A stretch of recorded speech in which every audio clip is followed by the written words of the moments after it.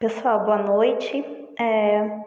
Para tentar explicar um pouquinho mais da parte que acho que surgiram mais dúvidas aí, que é como escrever as equações químicas, tá bom?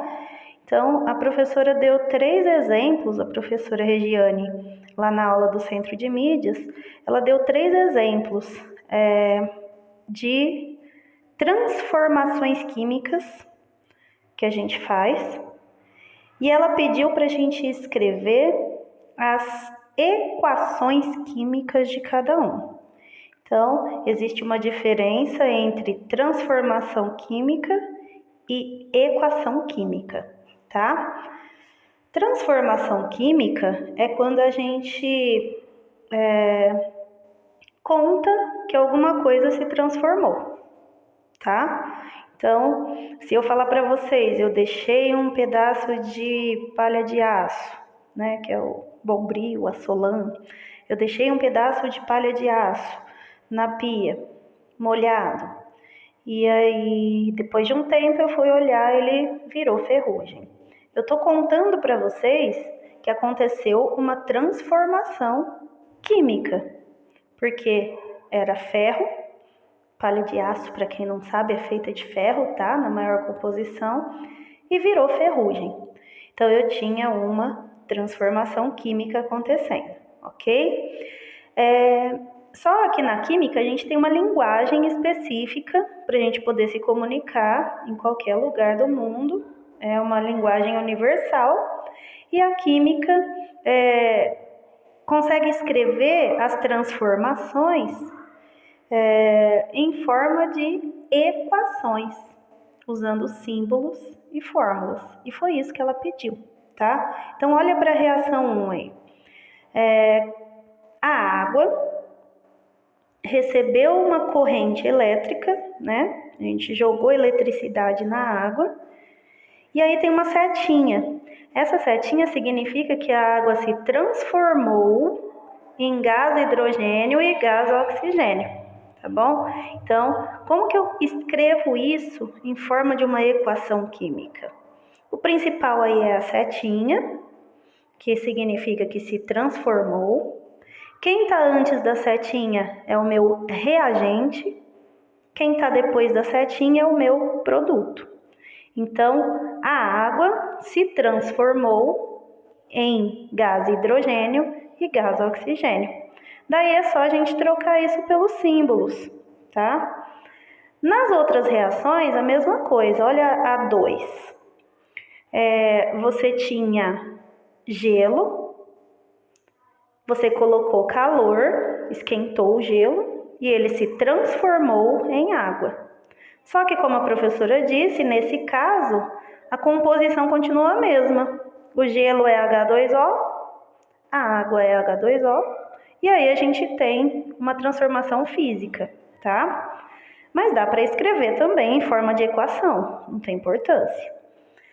E a terceira, a gente tem água oxigenada. A água oxigenada também tem um símbolo, né, que a gente vai usar na equação dela. A água oxigenada recebeu luz e aí veio a setinha, ó, se transformou em água e gás oxigênio. Então, aí a gente tem um símbolo para a água, um símbolo para o gás oxigênio. Então, quando a gente substitui tudo isso pelos símbolos, deixa eu ver se eu consigo achar a resposta aqui para vocês.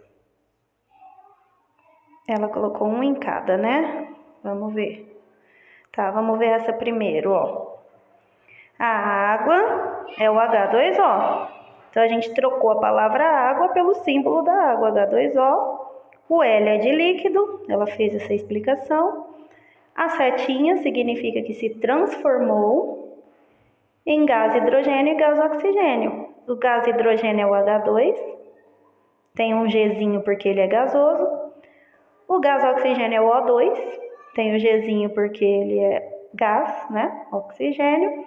E a gente, para não colocar os dois juntos, a gente coloca o mais no meio para falar que são dois materiais diferentes, dois produtos diferentes, tá bom? Pelas fórmulas, você viu que tinha uma substância antes da seta, outra substância diferente depois da seta, então você tem um fenômeno químico, ok? Uma substância se transformou em outras duas substâncias diferentes do que já tinha antes, certo? A segunda que a gente tinha comentado aqui, que não é transformação química, se você substituir o gelo por H2O, a água por H2O, um é sólido, o outro é líquido, mas a composição continua sendo H2O. Então, é um fenômeno físico, não é químico, ok?